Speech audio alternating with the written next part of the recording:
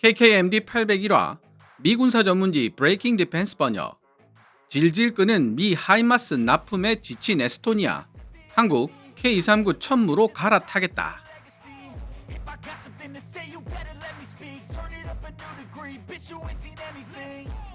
M142 하이마스와 K239 천무는 경쟁 관계가 아니라 보안 관계다.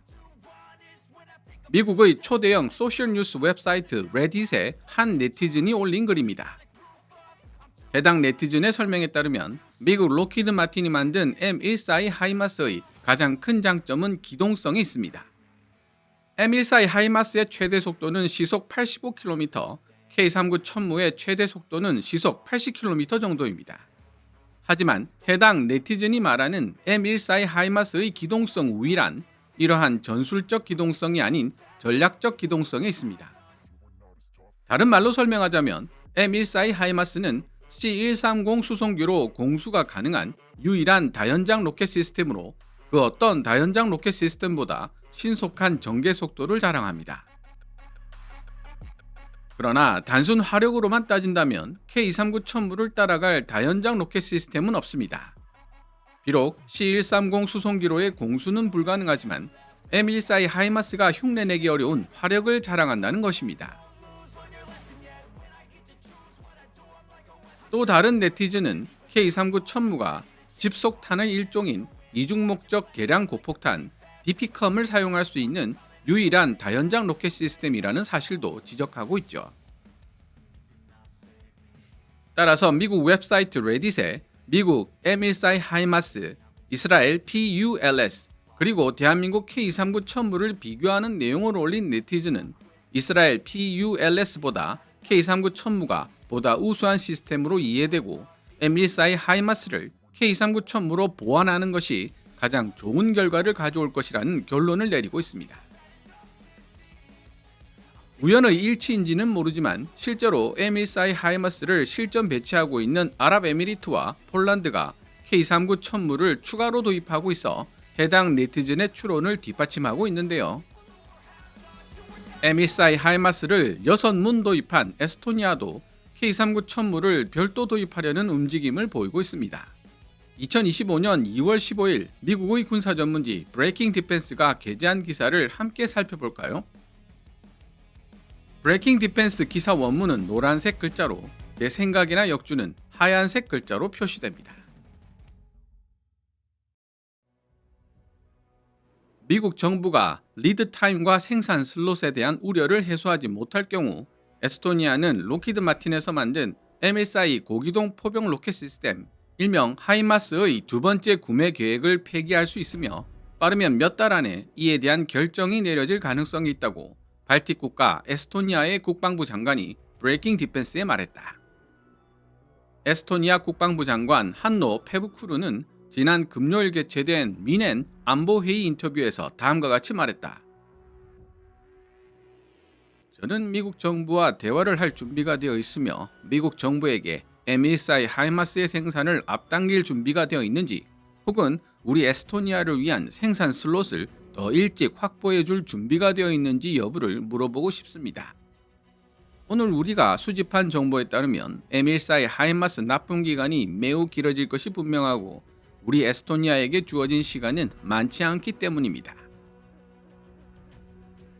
주로 고정 목표물을 타격하도록 설계된 하이마스는 우크라이나 전쟁을 통해 강력한 전투 자산 이미 입증되었으며 러시아 보급선, 탄약고, 지휘 통제소를 상대로 매우 성공적인 전과를 올린 것으로 평가받고 있다. 미 국무부 사실 보고서에 따르면 미국은 우크라이나에 40문 이상의 하이마스를 공급했다. 브레이킹 디펜스는 에스토니아 정부가 오는 10월 두 번째 하이마스를 주문할 가능성에 대해 처음 보도했는데 당시 에스토니아 관료 중 한 명은 M142 하이마스를 생산하여 인도받을 때까지 걸리는 시간, 즉 리드 타임 및 가격과 관련된 문제를 공개한 바 있다. 미국 정부가 에스토니아 국방부 장관의 질문에 어떻게 대응하느냐에 따라 에스토니아 정부는 하이마스의 2차 주문을 진행하던지 아니면 계획을 변경하여 가능성이 있는 다른 대안을 선택할 수도 있을 것이다. 에스토니아 국방부 장관 페부쿠르는 몇 달 안에 선호 플랫폼에 대한 결정이 내려질 것이라고 말했다.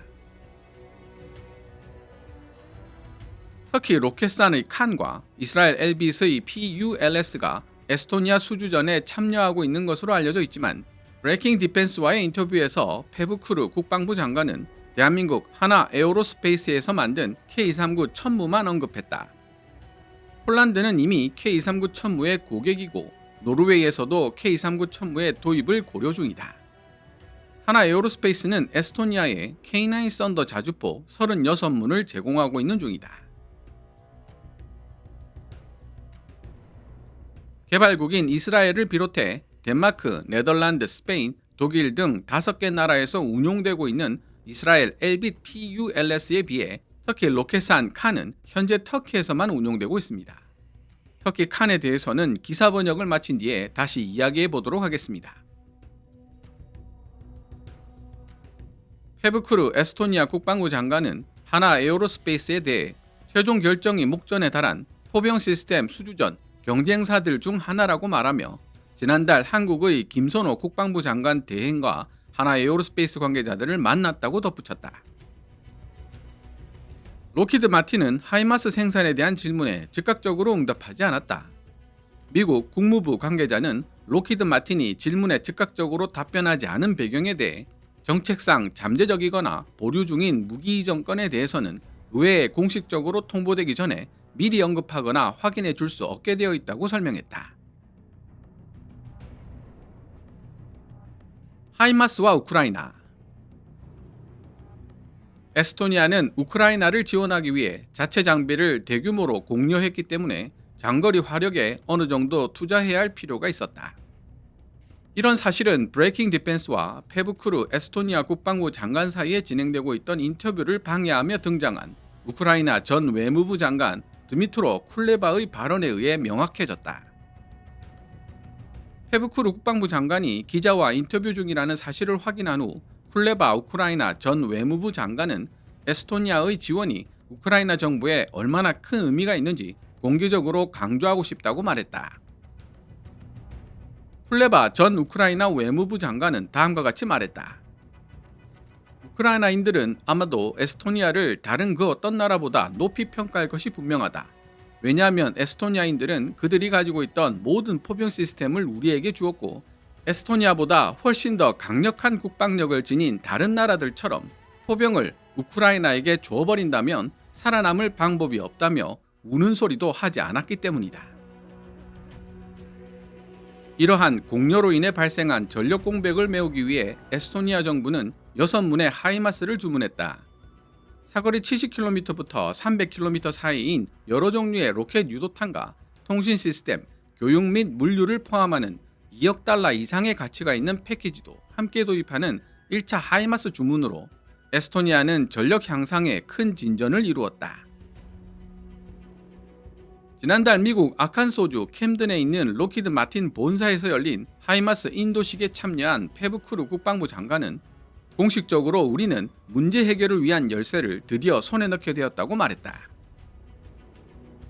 페브쿠르 국방부 장관은 에스토니아가 구매한 하이마스 1차 인도분 6개 시스템이 아마도 지금 대서양 어딘가를 항해하고 있겠지만 곧 인도될 것이라고 덧붙였다. 향후 다른 방산 물품 조달 가능성에 대한 질문에 페브쿠르 국방부 장관은 XA-180 보병 수송 장갑차를 교체할 시기가 다가오고 있지만 결정까지는 아직 시간이 있다고 언급했다.